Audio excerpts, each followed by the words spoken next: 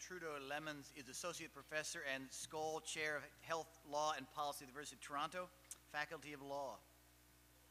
What's it? Got it right. Joining the Faculty of Law, he's been a member of the School of Social Science at the Institute of Advanced Study in Princeton and a Fellow of the Flemish Academy of Arts and Sciences, also professor at the Louvain and the University of Otago. He holds a licentiate in laws from Louvain and a Master of Laws, particularly in bioethics and civil law from McGill. His research sits at the interface of law, ethics, and professional governance. He focuses on the complex interaction between law, governance tools, ethical norms, particularly in the healthcare and biomedical research areas. Thank you for being here.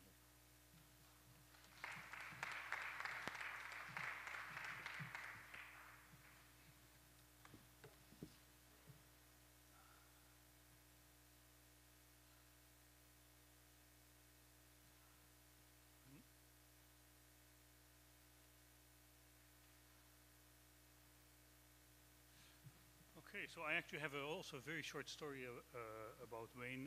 Wayne is also to Professor Sumner is actually to be thanked that I'm here, because he was the person, one of the persons on a hiring committee for my first job in Toronto. So without him, I might not have been there.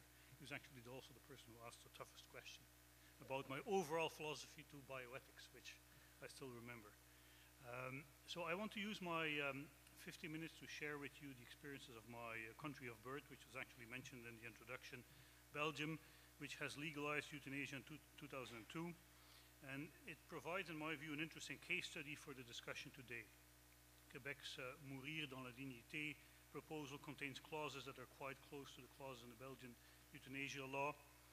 And the title of my presentation, Legalized Euthanasia, The Sorrow of Belgium, ? Important. Refers actually to a well-known novel by Hugo Claus, which is Belgium's most prolific authors, who died with euthanasia a couple of years ago in the early stages of Alzheimer. In The Sorrow of Belgium, Claus sketches a colorful picture of war-occupied Belgium of his youth, and particularly a profound Catholic, church-dominated nationalist Flemish society. It's interesting, and perhaps not a coincidence, that now staunchly secular Flanders in particular, more actually than the Walloon part of the country in Belgium, relieved from the shackles of the Catholic Church, has been so much at the forefront of legalizing euthanasia in Belgium, similar a little bit actually to Quebec. Now, it would be an interesting study to see if there is some kind of drive there. The question mark refers to the ambiguity about the lessons to be learned. Is it a success story, as many supporters of legalization argue, or is it a national embarrassment? Does it indicate what we should avoid, as has increasingly also been argued, which is actually recent development, more critical voices in the Belgian press? I must say I cannot discuss the system in all its details. We'll mention some of the key characteristics of the legalized system of euthanasia, briefly put forward some of the problematic aspects and cases that should inspire our discussion. Belgium's experience, in my view, has for me actually shifted my opinion more towards skepticism and resisting legalization actually than supporting it. So some of you may object, and maybe some people in the audience, that I may use that I'm actually using some of the problematic cases and question their representativeness. I'm happy to admit up front that these cases are indeed not the everyday euthanasia cases in Belgium, but the cases I will mention worry me, and not only, and in fact to a lesser degree, because they reflect, in my view, slippage of what most people would have understood to be the intention of the legislation, namely exceptional use of medical support in dying for terminally ill people who suffer unbearably at the end of life and for whom no other options are available. What worries me actually most is some of the public statements about these cases and the relative weak response to the public statements in Belgium, which suggests, in my view, a moral shift, a more general shift in Belgium's moral attitude about how we should deal with the most vulnerable in society and with the dying process in general. Situations that we would traditionally have seen as in need of a different, compassionate, humane, and life-oriented response, focused on how those surrounding the person, healthcare professionals, and society at large, can and should try at least to address the root causes of the suffering and help alleviate it, have in Belgium become paradigm situations that call for euthanasia. So we'll see an overwhelming emphasis on the autonomy component of euthanasia requests, even if autonomy was never the sole justification for the legalization of euthanasia. This autonomy component seems to lead, in some of the cases I'll mention, to a complete rejection of the inherently also social and relational component of people's dying process. This shift may simply be the logical outcome of a more atomistic liberal view of individual self-determination that certainly dominates our legal and ethical discourse. And one could then argue that euthanasia legalization and its practice in Belgium is a logical consequence of an overall societal shift that is also taking place in about all industrialized countries, and that Belgium is just ahead of us, which to some degree is my opinion. It will inevitably happen. But I would argue that legalization of euthanasia is not just necessarily the logical next step in this development. It also helps shape in a complex way our societal and thus also indirectly our own individual perceptions about what constitutes meaningful lives, lives still worth living, proper ways of dying, how we see society's role and commitment towards those in need of support. What the Belgium debate shows us, in my view, is that the normalization of these euthanasia interventions, which results from this legalization, and I'd even say the sometimes banalization of the tragedy around the life-ending actions by some of the physicians involved, that it affects, has contributed actually to a significant shift in the more cultural sensitivity in Belgium. So I'll quickly sketch you, in the time that remains me, the legal system as we have it in Belgium, point out some cases that are, I think, appropriate for discussion, and keep in mind some of these comments that I wanted to read simply to get them out there as quickly as possible. So what does the Belgian Euthanasia Act of 2002 do? It permits intentional life-terminating action by a physician under specific conditions. It's interesting to point out actually that it did not include explicitly assisted suicide, but that in a not so legal way, an interpretation by the Federal Control and Evaluation Commission has added assisted suicide to the act actually, or to the interpretation of the act, and it is considered to be allowed by this commission, which actually has no legal authority to provide a legally binding interpretation. Euthanasia is removed from the criminal code, which is actually opposite to the Netherlands.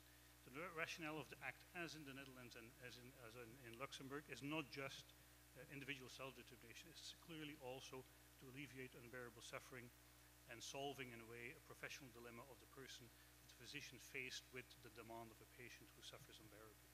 The conditions are that the person has to be legally competent, it has to be a medically hopeless situation, which, it's important to quote, of constant and unbearable physical or mental suffering that cannot be alleviated, resulting from a serious or incurable disorder caused by illness or accident.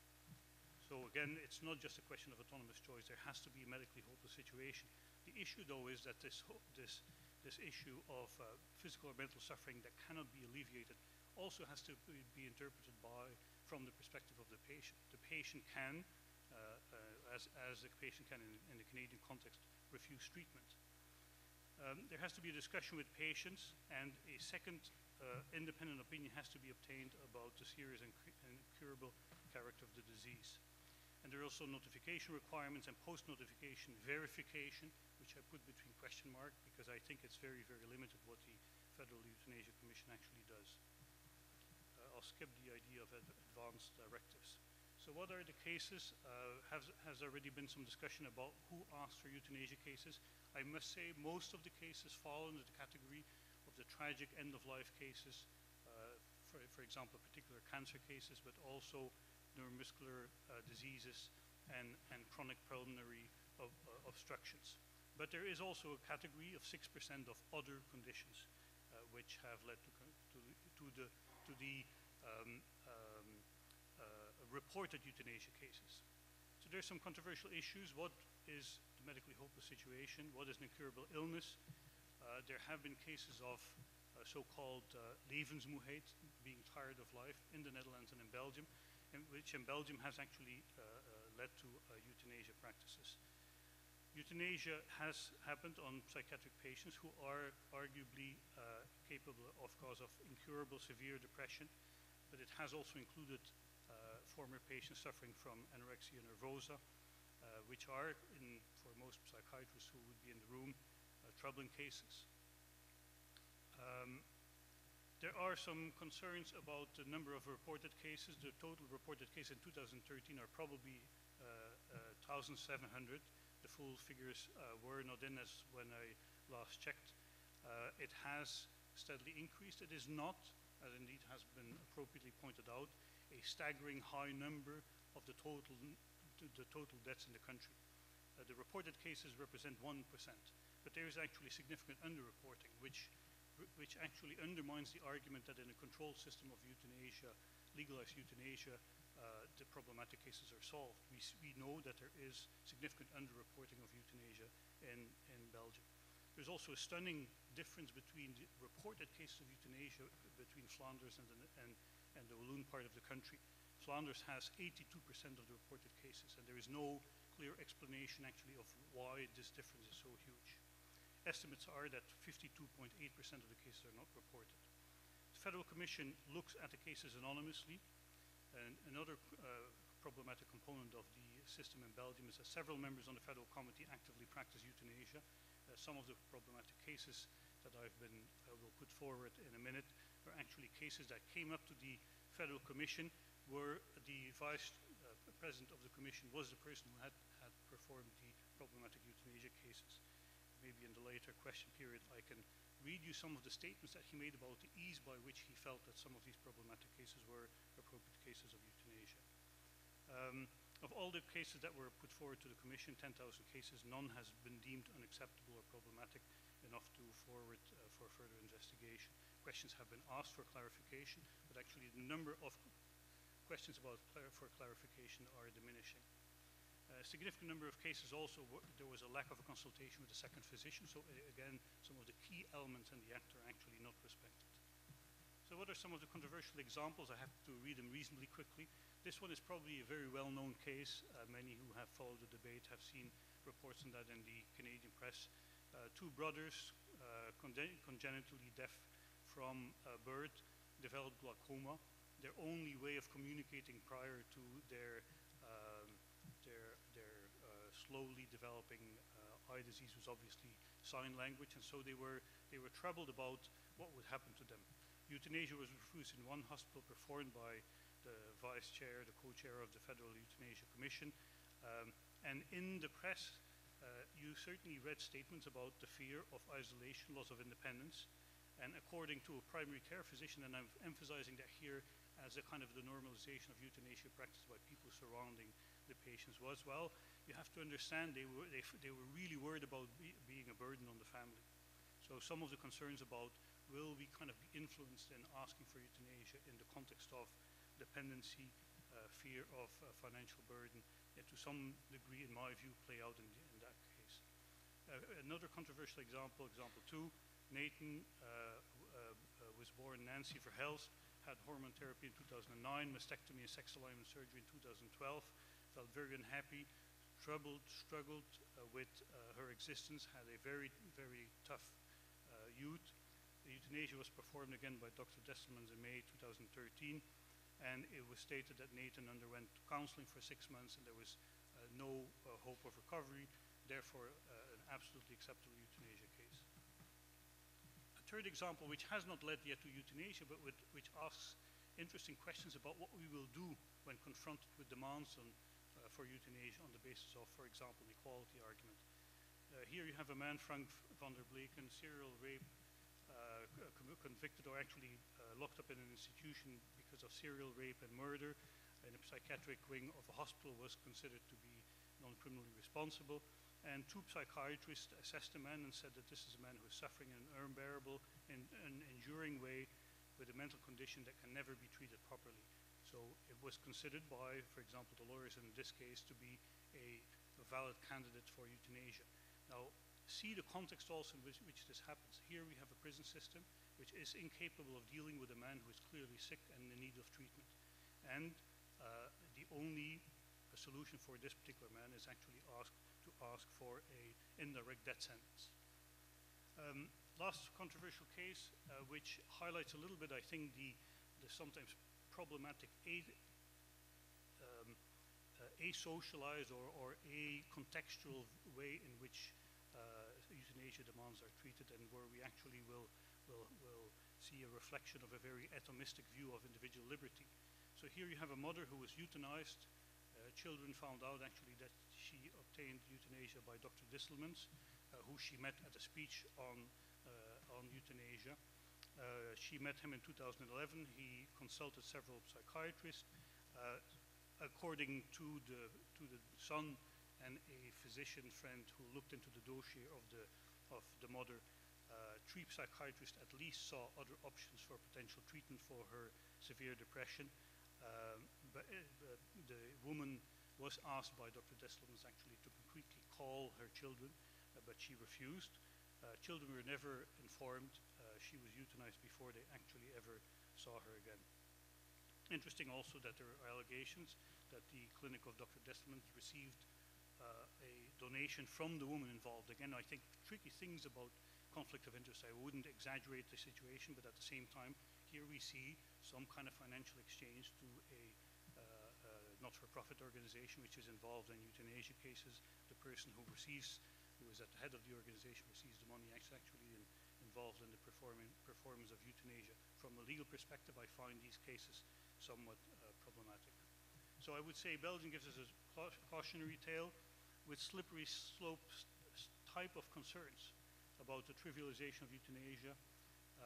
Another element that I see reflected in this is actually a new form of medical paternalism in the assessment of worthy requests. I can read in the discussion period some of the quotes actually again of the physicians involved who look at the evidence and are in a very different way now the people who decide whether the request of the patient will be granted or not. There is an expansion through interpretation of inevitable, open-ended and subjective terms. There is, in my view, an impact on how people think about end-of-life options, with anecdotal evidence of people I've spoken to in Belgium of a change in the perceptions of patients, of interactions among multiple sclerosis patients. For example, a close friend of mine shared with me perceptions of how in the community of MS patients people start talking differently about opting out faster, about giving up. There are, in my view, also concerns about the social, economic, familial and healthcare factors which are mentioned as key factors for euthanasia in the context of these cases. And I would generally argue that there is a concern about the dynamic of legislative change with a growing expansion, a push towards euthanasia for other cases that were not originally included in the legislation. There's clearly debate in Parliament, in society as a result of the ongoing practices and the ongoing debates. So I'll stop there.